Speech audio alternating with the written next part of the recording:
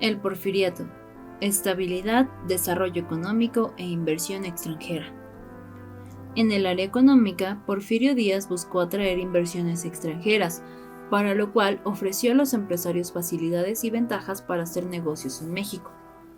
La minería, la electricidad, el petróleo, la construcción de ferrocarriles, la producción de hilados y tejidos, las actividades bancarias y en general las comunicaciones, teléfonos, telégrafos y puertos fueron las principales actividades económicas de la época, que atrajeron inversiones de empresarios de Estados Unidos, Francia, Alemania e Inglaterra.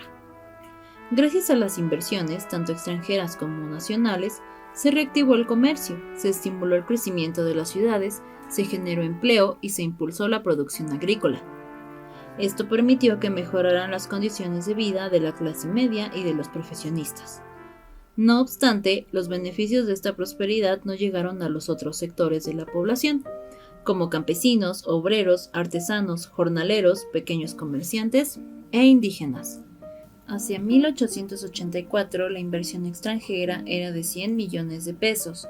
Para finales del Porfiriato se elevó 34 veces más. Ciencia, tecnología y cultura. A finales del siglo XIX empezó un proceso de modernización en nuestro país, debido al cual la vida en algunas ciudades tuvo cambios notables. En general, la tecnología transformó la vida y el paisaje de diversas regiones del país.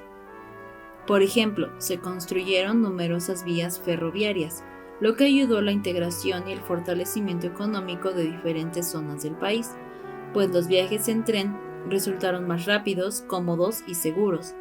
También se introdujeron otros transportes como el automóvil, el tranvía eléctrico y la bicicleta, que permitieron mejorar el traslado de personas y sustituyeron las carretas y los tranvías tirados por mulas.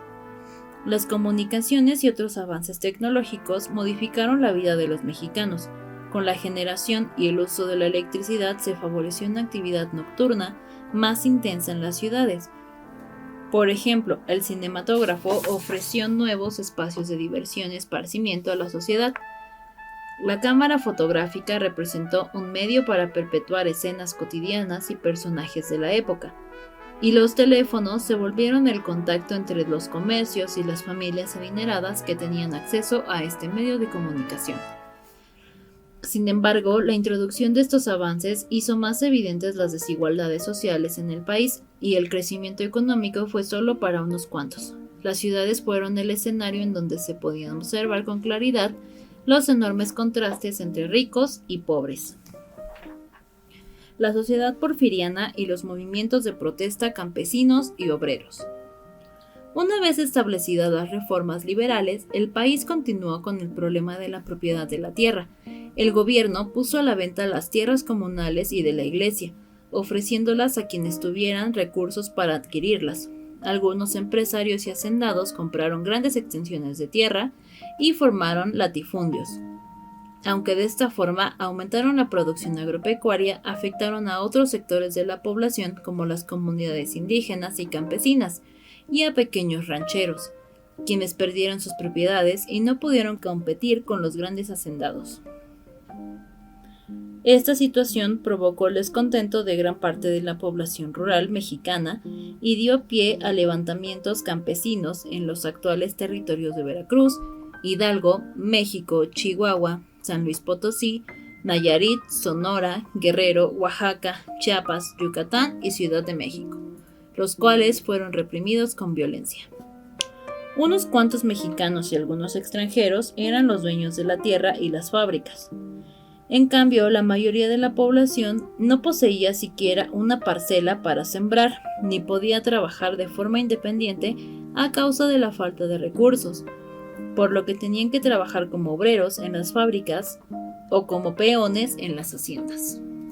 Tanto en el campo como en las fábricas, la jornada de los obreros y peones era de 12 a 15 horas diarias, y recibían un salario que no alcanzaba para cubrir sus necesidades básicas. Con frecuencia se les pagaba con vales en lugar de dinero para comprar en las tiendas de raya, que pertenecían a las propias haciendas y donde se vendían a costos muy altos los alimentos básicos. Esta forma de compra los obligaba a solicitar préstamos por adelantado, que muchas veces los endeudaba de por vida. Además, en las haciendas frecuentemente eran maltratados. Esta explotación era posible porque no existían leyes que protegieran a los trabajadores. Los mejores puestos eran para los extranjeros y se dejaba de lado a los trabajadores mexicanos. Ante esta situación, los obreros se organizaron en sindicatos y asociaciones para defender sus derechos. Utilizaron la huelga como recurso para exigir mejores condiciones de trabajo, pero estos movimientos fueron reprimidos por el gobierno porfirista.